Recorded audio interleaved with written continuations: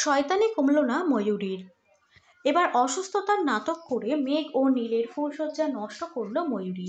জি বাংলার জনপ্রিয় ধারাবাহিক ইচ্ছি পুতুলে ইতিমধ্যেই সম্পন্ন হয়েছে মেঘ এবং নীলের বিবাহ। তবে ঝামেলা অশান্তির পর অবশেষে কাছে এসেছেন তারা। ঠাম্মির পরিকল্পনা অনুযায়ী তাদের থেকে সবটা গোপন করেই তাদের বিয়ের পরিকল্পনা করে দুই পরিবার। কিন্তু মেঘকে নতুন জীবনে শুরু করতে দেখে খুশি হয়নি ময়ূরী।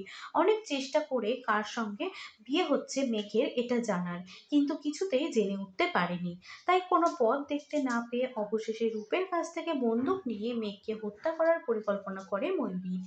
এদিকে বিয়ের দিন একে অপরকে দেখে চমকে যায় মেঘ এবং নীল। প্রথমে তারা রাজি না হলেও ঠাম্মির কথায় এবং নীলের প্রস্তাবে শেষে বিয়েতে রাজি হয় মেঘ। বিয়ে চলাকালীন সেখানে চলে আসে ময়ূরী। মেঘ এবং নীলের বিয়ে হচ্ছে দেখে রেগে যায় ময়ূরী। মেঘের দিকে বন্দুক তাক করে মেঘকে গুলি করে, কিন্তু ময়ূরীর হাত পাকা না হওয়ায় বেঁচে যায় মেঘ এবং ভয়ে জ্ঞান হারায়। তখন মধুমিতা তাকে তুলে দেয় পুলিশের হাতে। মেঘও বাবা মাকে বিদায় দিয়ে চলে যায় শ্বশুরবাড়ি।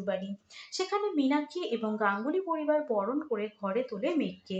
এদিকে অনিন্দ্যবাবু ময়ূরীকে থানায় গিয়ে বোঝানোর চেষ্টা করলেও কোনো লাভ হয় না তাতে।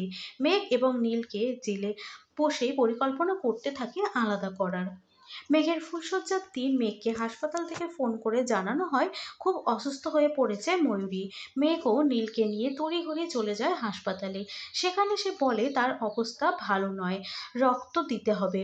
যদিও ময়ূরীর চালাকিটা ধরে ফেলে মেঘ। তারপর তাকে হাসপাতালে নিয়ে যাওয়া হয় বলে ডাক্তাররা জানায় তেমন কিছুই হয়নি তার। তখন মধুমিতা মেঘ এবং নীলকে বাড়ি পাঠিয়ে দিয়ে থেকে যায় সেখানে ময়ূরীর সঙ্গে কথা বলার জন্য।